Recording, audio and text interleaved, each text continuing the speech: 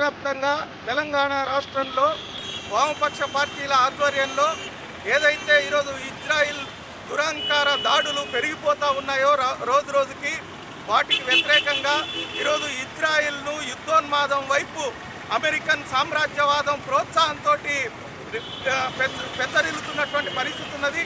ఇటీవలి కాలంలోనే పాలస్తీనా ఏదైతే కమాండర్ ఉన్నారో ఆయన్ని హత్య చేయటం జరిగింది. అదేవిధంగా ఈరోజు హనియాను హత్య చేయటం జరిగింది. ఈ గాజా పైన గత కొన్ని సంవత్సరాలుగా దాడులు చేస్తూ తమ ఆధిపత్యాన్ని కొనసాగించడం కోసం ఇజ్రాయిల్ అధ్యక్షుడు నెతన్యాహు ఏదైతే తీవ్రవాదాన్ని అణచివేస్తామనే పేరుతోటి ఈరోజు సామ్రాజ్యవాదం మద్దతుతోటి చేస్తున్నటువంటి దాడుల్ని మేము తీవ్రంగా ఖండిస్తూ ఉన్నాం. ఈరోజు ఇరాన్కు సపోర్ట్ చేస్తున్నటువంటి సంస్థల్ని ఈరోజు అణచివేయాలనేటువంటి ఆలోచనతో ఇజ్రాయిల్ చేస్తున్నటువంటి ఈ దురంకార దాడులు మానుకోకపోతే రాబోయే కాలంలో ఈ మూడో ప్రపంచ యుద్ధం వచ్చేటువంటి పరిస్థితి ఉన్నది. దీన్ని నివారించాలా, అమెరికా తమ జోక్యాన్ని మానుకోవాలా, ఆ రెండు దేశాలు ఈరోజు సామరస్యపూర్వకంగా చర్చల ద్వారా తమ సమస్యలను పరిష్కరించుకోవాలని మేము డిమాండ్ చేస్తూ ఉన్నాం.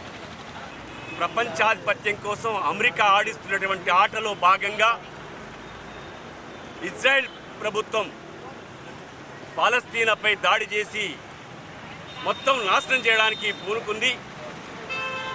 పాలస్తీనాలో ఉన్నటువంటి ప్రజల్ని అతలాకుతలం చేస్తున్నటువంటి స్థితిని మనం ఇవాళ చూస్తున్నాం.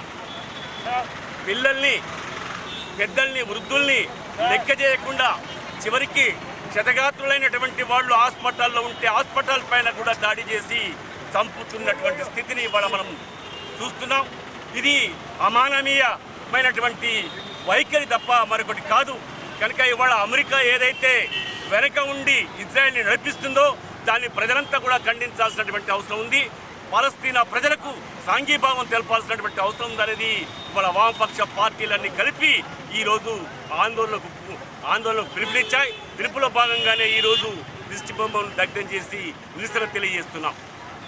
ప్రపంచ శాంతికి భంగం కలిగిస్తున్న యుద్ధాలు, ఈరోజు యుద్ధం అంటే ఇంకో దేశాన్ని అక్కడున్న వనరులను ఆక్రమించుకోవటానికి, పెత్తనం చేయడానికి అమెరికా ప్రపంచ శాంతికి భంగం కలిగించే విధంగా మొత్తం అక్కడ రెచ్చగొట్టి వాళ్ళకి అన్ని ఆయుధాలను సప్లై చేస్తూ ప్రపంచ మానవాళికే రేపు దెబ్బతీసే ప్రయత్నంలో వీళ్ళు అమెరికా ఉంది. దాన్ని అందరం కూడా తీవ్రంగా ఖండించాల్సిందే.